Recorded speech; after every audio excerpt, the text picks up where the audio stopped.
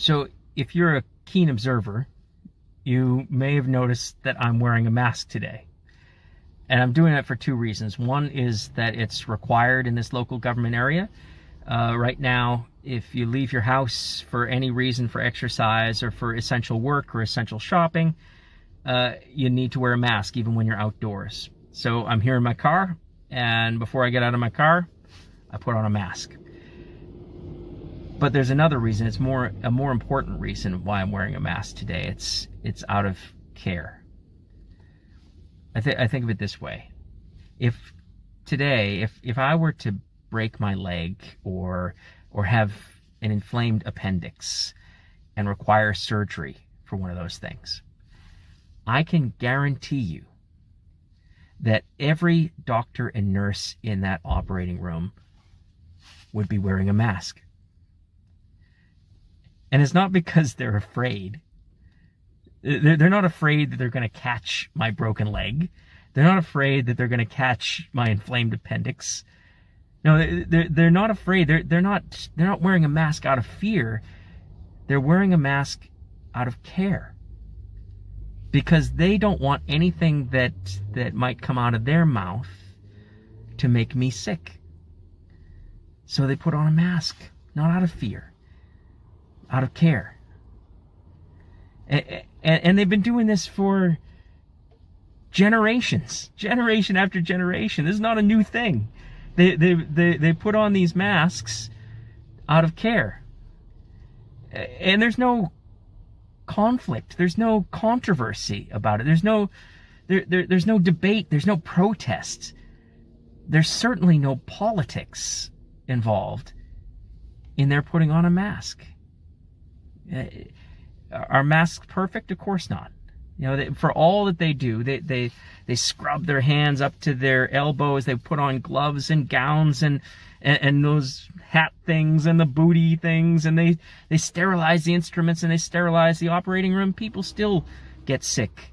People still get infections around operations. But does that mean that they stop doing all those things? No, they do everything they possibly can. Take every measure that they can out of care. I'm grateful that doctors and nurses, medical professionals, do that day in, day out of care for you and for me and for all of our community. And I think about, you know, my own role, and I think about it because I don't really like wearing a mask. Honestly, I dislike just about everything about wearing a mask. I dislike the way that it digs in behind my ears. I dislike the feel on my face. I dislike the fact that it fogs up my glasses when I'm trying to read. I dislike the fact that it keeps sliding off my face. I dislike the way that it inhibits communication. It muffles our voices. It makes it more difficult for us to read each other's facial expressions. I dislike wearing a mask. I really don't like wearing a mask. But here's the thing. Jesus never called me to like wearing a mask. Jesus calls me to love my neighbor. And right now, right here, this is one small, simple way that I can do that. And if I can borrow a framing from C.S. Lewis, if Jesus were to appear to me in bodily form today and demand my absolute and complete obedience and devotion for just one day,